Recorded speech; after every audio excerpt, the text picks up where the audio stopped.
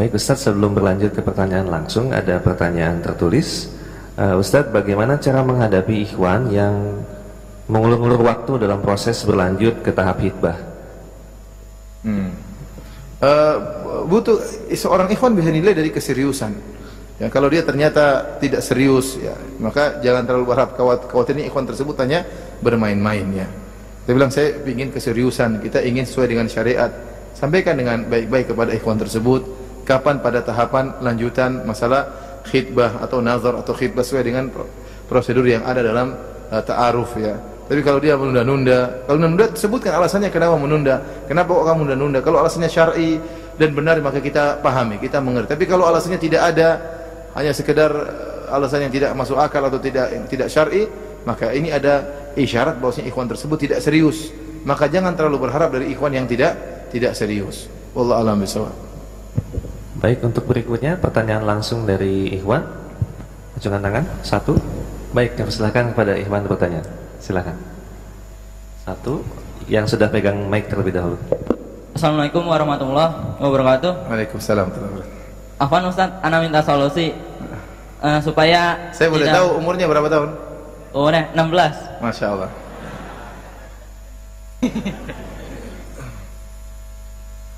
Silakan. Apa solusi? Ustaz, ana minta solusi dari supaya ana tidak ini terkena penyakit al-isq, penyakit cinta terhadap yang bukan mahramnya. Nah, di kalangan di sekolah tempat pelan-pelan saja, pelan-pelan. Tenang, tarik nafas, santai. Pelan-pelan. Di tempat anak bersekolah, karena sekolahnya itu bercampur dengan akhwat. Jadi gimana Ustaz solusinya? Sudah terlanjur cinta? Ya enggak, belum Ustaz. Belum. Belum, alhamdulillah. Ya udah untuk cuekin aja. ini solusinya untuk supaya tidak terkena penyakit al-isq. Saya rasa ya memang susah kalau kita sudah campur dengan sekolah. Itu ketertarikan itu pasti ada, ya. Cuma sejauh mana kita buai ketertarikan tersebut, kita siram ketertarikan tersebut, maka akan semakin tumbuh. Tapi saya rasa seorang laki kalau dia bertakwa kepada Allah selama umur 16 tahun, sibukkan dirinya ke masjid, artinya dia sekolah tapi dia ke masjid, dia baca Quran dan berdoa kepada Allah, maka Allah akan palingkan dari itu semua. Tidak ada cara lain kecuali dia mendekatkan diri kepada Allah, karena dia tahu itu adalah hubungan yang tidak halal, ya. Mencintai seorang wanita yang tidak berlanjut pada tingkatan pernikahan, maka itu tidak benar. Nanti hanya bermuara pada pacaran yang tidak jelas, ya, hanya berupa cinta monyet dan yang lainnya.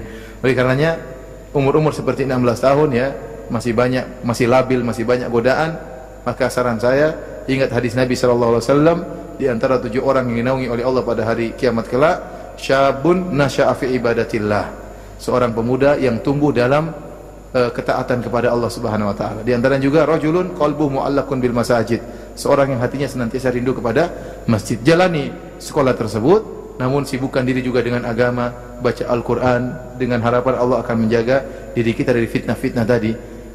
Di antaranya fitnatul ishq, yaitu cinta mati sama seorang wanita yang bukan mahram kita.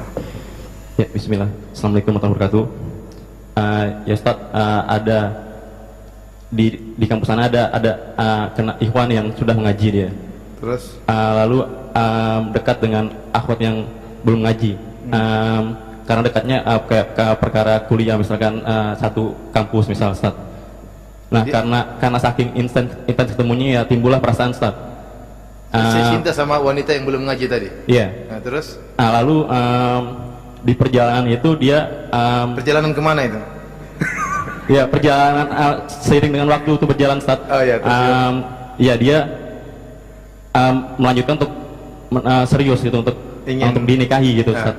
Terus? Nah, namun ketika si ikhwannya bilang tentang perkara-perkara syar'i seperti memakai jilbab yang benar seperti apa yang lain, dan akhwatnya itu dia seperti mundur selangkah.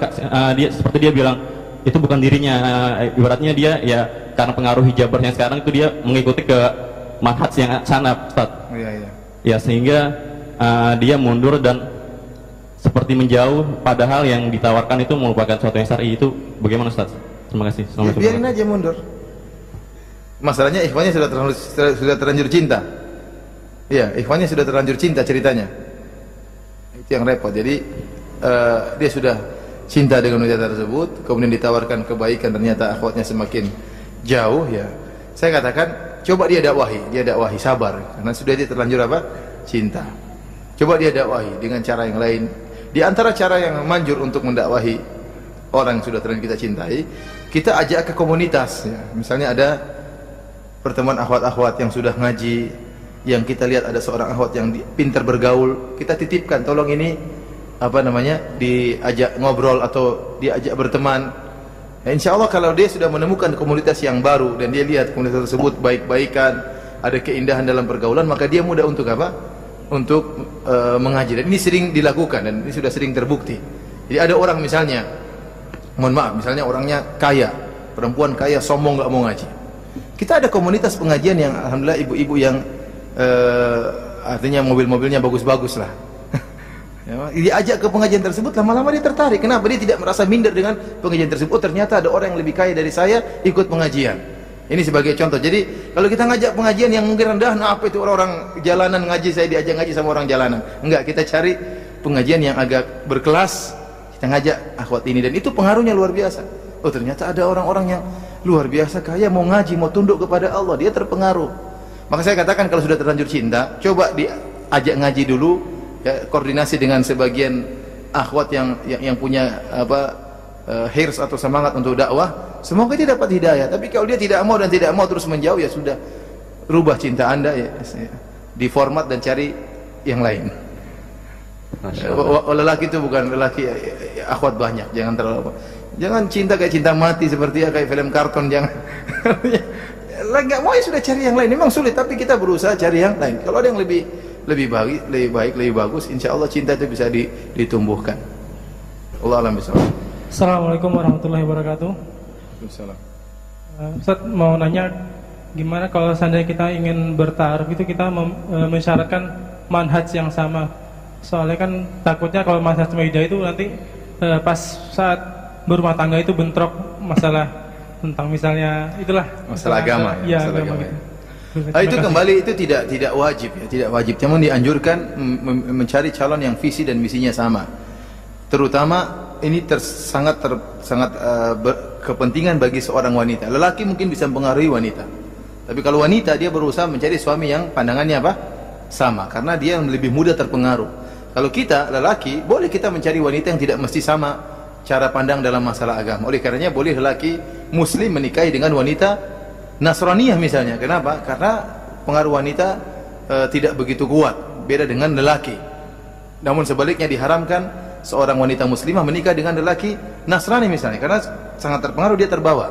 Maka saya katakan yang afdal, yang baik adalah kita mencari calon yang manhajnya sama, terutama lelaki mencari wanita yang pemikirannya sama. Namun kalau berbeda dan kita merasa mampu untuk mendidik dia, kita jadikan istri kita sebagai sarana dakwah, nggak jadi masalah.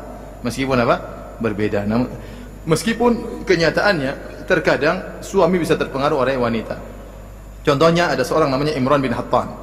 Imran bin Hattan seorang perawi hadis masyhur. Dia menikah dengan seorang wanita Khawarij. Maka dia pun punya pemikiran apa? Khawarij. Artinya bisa terjadi, ya. Tapi secara umum kalau kita merasa agama kita kuat, kita lihat akhwat ini ternyata dia baik, soleha, cuma ada syubhat di kepalanya, dan dia mau nikah sama kita padahal dia tahu kita model seperti ini, tidak apa-apa, kita harapkan kita bisa dakwahi dia di kemudian hari. Wallahu a'lam bishawab. Baik, persilakan untuk kembali di Ikhwan akan bertanya. 1, 2, baik. Yang sebelah sana terlebih dahulu, silakan. Assalamualaikum. Mungkin saya ada beberapa pertanyaan. Yang pertama, berkenaan kalau tidak salah di dalam surat An-Nisa ada yang menyebutkan perempuan yang baik untuk laki-laki yang baik, begitu pula sebaliknya. Apakah ayat ini bisa menjadi kita pegang untuk sebuah jaminan kalau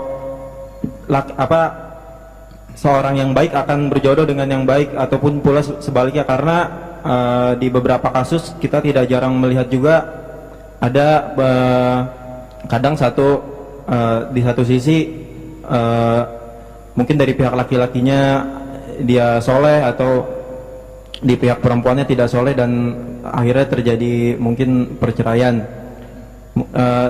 Terus yang kedua, kalau saya tidak salah juga ayat itu setelah saya baca, kalau tidak salah berkenaan adalah tafsirnya adalah kasus di mana Aisyah waktu itu kalau nggak salah difitnah dan itu sebagai pembelaan dari Allah.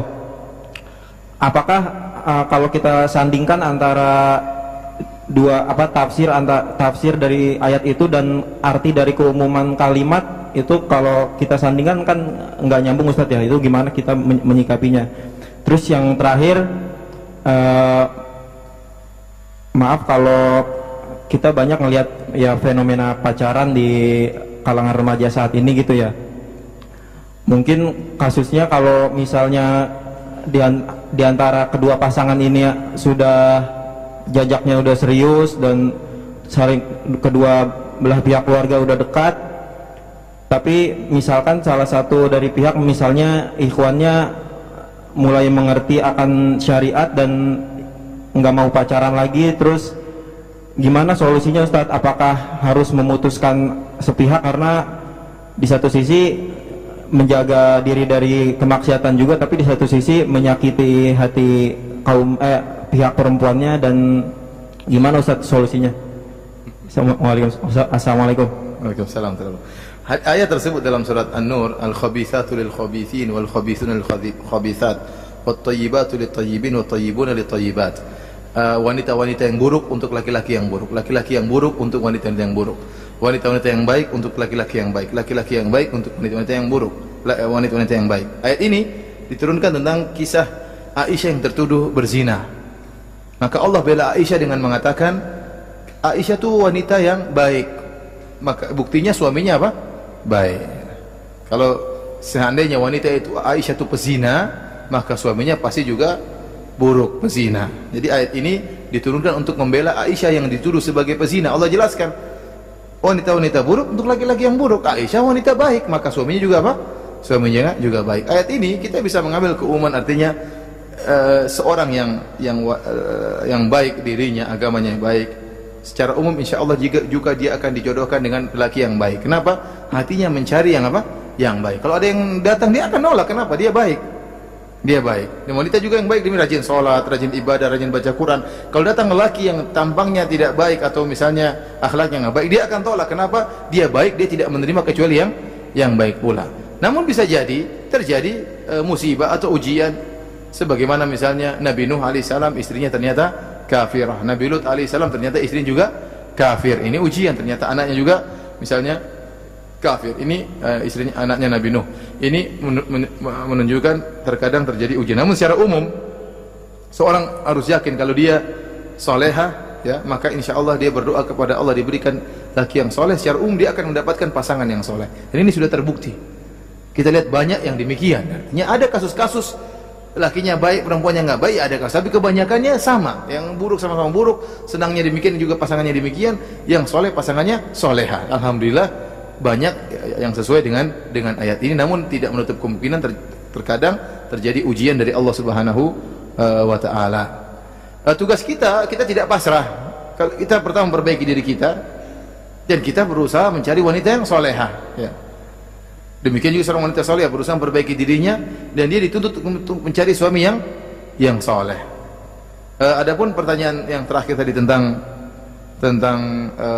dia pacaran dengan pacarnya, kemudian tahu-tahu sang lelaki sudah ngaji, kemudian dia takut bermaksiat kepada Allah, apakah dia putuskan pacarnya? Jawabannya jangan diputuskan, diajak nikah. Diajak nikah, jangan diputuskan. Diajak nikah. Kita bilang kita putuskan pacaran kita dengan apa? Jenjang pernikahan. Kalau kamu cinta sama saya, harusnya kamu siap untuk dinikahi. Kalau dia tidak siap dinikahi, hanya ingin pacaran, maka tinggalkan, cari yang lain. Meskipun hatinya sakit, kita nggak ingin melanggar perintah Allah Subhanahu wa taala. Insyaallah Allah gantikan dengan yang lebih baik. Tapi jangan langsung diputuskan, ya. Tapi apa, ditawarkan pada jenjang apa? Pernikahan. Kita bagaimana kalau kita menikah, kita sudah terlalu jauh. Saya sudah cinta sama kamu, kamu juga sudah cinta sama saya, maka kita lanjutkan pada pernikahan agar kita tidak terlalu terus terjerumus dalam kemaksiatan. Untuk ikhwan yang kedua, silakan.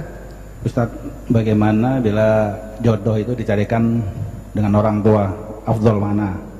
Terus kalau kita tidak boleh menjadi wali karena anak perempuan kita dapat jodoh dengan non muslim, kita sudah berusaha tetapi tidak bisa menang. Kemudian kalau sudah demikian, tanggung jawab kita di dunia dan akhiratnya bagaimana? Terima kasih. Kalau bisa ternyata jodoh kita dipilihkan oleh orang tua dan kita cocok, itu yang terbaik. Kita dapat istri yang soleha atau dapat suami yang soleh yang cocok dengan orang tua kita, itu yang terbaik. Tapi saya ingatkan bahwasanya kita terkadang bertentangan antara berbakti dengan orang tua dengan kemaslahatan agama kita. Misalnya orang tua kita memilihkan seorang calon yang ternyata tidak cocok secara agama atau secara fisik kita tidak cocok, maka kita harus memberanikan diri untuk menolaknya. Karena ini berkaitan dengan kemaslahatan diri kita yang akan menjalani kita, dan ini tidak termasuk dari berdurhaka kepada orang tua. Tidak termasuk dalam bentuk durhaka. Nanti kita tolak dengan cara yang halus, Bu, ada yang lain, Bu, saya maunya yang begini, agar ibu mencari sesuai dengan kriteria kita. Ya. Namun bukan, tapi kalau antum misalnya karena saya tidak ingin menyakiti hati ibu, maka saya nikahi saja. Kalau antum nikahi, maka jangan zalimi wanita ini.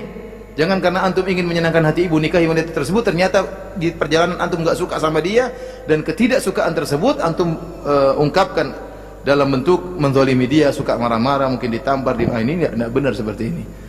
Oleh karena saya sering ditanya, Ustadz, ibu saya memilihkan calon dan saya tidak cocok. Saya bilang itu hak kembali kepada antum. Kalau antum menolak, maka ini bukan bentuk durhaka kepada orang tua, karena kita akan menjalani kehidupan rumah tangga tersebut, dan kita tidak ingin menzalimi wanita ini. Mudah-mudahan dia menikah dengan lelaki yang suka sama dia.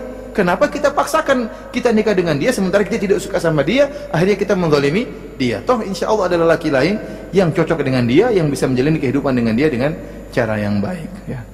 Adapun yang kedua, seorang tatkala dia sudah berusaha, putrinya ingin menikah dengan lelaki non muslim, maka dia berusaha menolak, dan dia berusaha mendakwahi putrinya. Dia harus punya hujah, panggil putrinya baik-baik, jelaskan secara agama, jelaskan, ingatkan dia tentang akhirat, ingatkan dia tentang neraka jahanam, semampu dia dengan cara selembut-lembutnya. Kalau ternyata dia tidak mau, kemudian maksa diri, kemudian melarikan diri, itu urusan dia dengan Allah Subhanahu wa taala. Tapi tugas dia sebagai ayah berusaha menjelaskan secara secara agama, kemudian ditahan, dia tidak boleh, kemudian sampaikan kepada calonnya calonnya non muslim tadi, jelaskan tidak boleh dalam agama kami. Jadi dia berusaha menjelaskan, ya. Setelah itu kalau ternyata dia kabur, bawa lari, itu urusan di luar kemampuan kita. Allah alam bisawab. Pertanyaan berikut dari ibu-ibu, kami silakan. Ya. Assalamualaikum warahmatullahi wabarakatuh. Waalaikumsalam. Begini Ustadz, ada seorang laki-laki dan wanita yang sudah paham agama, tapi mereka pernah pacaran. Ternyata si laki-laki tersebut ini sudah punya istri dan dia berniat untuk poligami. Si wanita tersebut ini nggak mau, karena nggak mau melanjutkan karena sudah paham agama. Kalau misalkan mau menikah, ya langsung menikah, tidak pakai jalan pacaran dulu. Tetapi si laki-laki tersebut belum siap karena dari materi, sedangkan si laki-laki ini tersebut masih dari istrinya dinafkahi gitu. Lalu dia ingin poligami gitu Ustadz. Si wanita tersebut sudah menghindar, tetapi laki-laki tersebut datang terus ke wanita tersebut, jadi nggak mau kehilangan gitu. Bagaimana solusi untuk si wanita tersebut ini Ustadz? Mereka udah saling mencintai dua-duanya, padahal sudah paham agama dua-duanya Ustadz. Ya, makasih Ustadz. Assalamualaikum warahmatullahi wabarakatuh. Ya itu musibah seperti itu, ya. Bagaimana perasaan kita tatkala kita menjadi istri pertama lelaki tersebut? Sudah dia dinafkahi oleh istrinya, kemudian dia poligami lagi pakai uang istrinya. Ini saya pernah ditanya seperti itu juga, Ustadz, suami saya pinjam uang sama saya, Ustadz. Saya kasih, saya kira buat apa? Ternyata buat poligami, kan? Bagaimana orang nggak sedih seperti ini? Ingat Rasulullah SAW mengatakan, man istata'a minkumul ba'a falyatazawwaj, barang siapa yang mampu maka menikah, kalau nggak mau maka berpuasa. Ya. Ini untuk istri pertama. Bagaimana dengan istri kedua? Seandainya laki tersebut punya kemampuan, suruh dia cari solusi. Ya, solusinya dengan kerja, cari kerjaan. Kamu mampu nggak? Ya, bagaimana kamu mampu untuk mengurus saya, sementara istri pertamamu tidak bisa kau urus? Ya. Mustahil di kemudian hari. Terus bagaimana sumber rezekinya coba? Sementara sekarang dia dikasih makan sama istrinya, kemudian dia poligami, ya, dia akan nyolong uang istrinya untuk istri keduanya, dan ini tidak benar, seperti tidak diperbolehkan. Istrinya tidak akan ridho dengan cara seperti ini. Istri pertamanya tidak akan ridho. Maka apalagi ikhwan ini sudah tahu agama, buktikan bahwa dia seorang lelaki bertanggung jawab. Jangan cuma cari enaknya saja. Ya, kemudian istrinya sudah nafkahi dia, kemudian dia ingin lagi poligami, ini berarti pikiran dia cuma mau enak doang. Ya, hati-hati. Ya. Kalau dia seorang laki yang benar, seorang ikhwan yang benar, suruh dia cari pekerjaan. Kalau dia sudah punya penghasilan, saya siap kau nikahi. Adapun begini caranya, bagaimana ke depannya? Nanti buyar, dan buyar yang sengsara adalah gadis ini yang mau dipoligami. Ya. Jangan dia mengharapkan karena cinta membutakan matanya, jangan. Ya. Dia harus pikirkan juga masa depannya. Jadi minta kepada sang laki untuk tunjukkan kejantanannya, ya. Bahwasanya dia bisa mampu untuk mengurus istrinya, dia bisa menjadi suami yang bertanggung jawab. Tapi kalau modelnya seperti ini, maka khawatirkan dia seorang laki yang tidak bertanggung jawab. Wallahu a'lam bishawab. Baik, selanjutnya pertanyaan dari Ahmad, silakan. Pertanyaan langsung. Assalamualaikum Ustaz. Waalaikumsalam. Ini ada Ahwat dan Ikhwan. Ahwatnya janda, Ikhwannya duda. Masya Allah. Ahwatnya menerima perjodohan dari ibunya karena ingin membahagiakan ibunya, walaupun dirinya sendiri sebetulnya nggak cinta, nggak suka pun nggak ada. Teman akhirnya diterima, kemudian berjalan waktu sampai sudah beli barang seserahan gitu. Tapi ternyata pihak Ikhwan sendiri memutuskan untuk minta waktu untuk menenangkan hati. Sampai sudah berjalan hampir 3 bulan ini tidak ada kabar berita. Jadi yang mau ditanyakan oleh si Ahwat ini, bagaimana ini barang seserahan ini, apa yang harus dia lakukan gitu, Ustaz? Barang seserahan maksudnya? Barang seserahan itu barang-barang untuk diberikan ke pihak wanita nanti akan menjelang pernikahan. Tapi belum ada ijab kabulnya, belum ada itu. Hanya diberi beli barangnya aja, barang-barang. Seperti apa barang-barangnya? Tas, sepatu, lengkap deh dari atas sampai bawah untuk gitu. urusan Ahwat gitu. Iya. Gimana Ustadz, itu aja. Terima kasih. Assalamualaikum. Pertama saya katakan semoga Allah memberi kebaikan bagi akhwat tersebut yang mau mengalahkan dia nekat untuk menikah demi membahagiakan ibunya, dan ini bakti yang luar biasa, ya. Namun kondisinya yang ada, ternyata sang calon suami atau sang duda tersebut tidak ada kejelasannya. Maka hak seorang akhwat tersebut untuk bertanya kepada sang duda, ini bagaimana kelanjutannya. Saya menunggu jawaban, ya, dengan baik-baik, dengan keseriusan, ya, sampaikan kepada duda tersebut, ya. Kalau ternyata dia tidak, siapa tahu dia berubah pikiran, tidak mau, atau siapa tahu saya katakan tadi dia ada alasan tertentu kenapa menunda, ya perlu ada kejelasan sehingga tidak timbul dzunun, tidak timbul dugaan-dugaan yang terkadang syaitan mengatur dugaan kita. Itu sering terjadi sesuatu, syaitan membawa kita kepada suudzon. Oleh karena perlu tabayun, dalam hal ini perlu tabayun, tanya kepada duda tersebut, kok belum dilanjutkan prosesnya, ada yang bisa dibantu, ada masalah apa, sehingga tatkala sudah ditabayun akan bisa dipikirkan tahap berikutnya. Maksud saya jangan dibiarkan begitu saja, jangan timbul dugaan-dugaan, tanya kepada ikhwan tersebut, ada apa kok sudah 3 bulan belum berlanjut, ya. Dan ini kurang baik didengar oleh orang juga, dan kurang baik bagi kita juga, ya. Wallahu a'lam bishawab. Baik, selanjutnya pertanyaan dari Ikhwan, silakan. Assalamualaikum warahmatullahi wabarakatuh. Waalaikumsalam warahmatullahi wabarakatuh.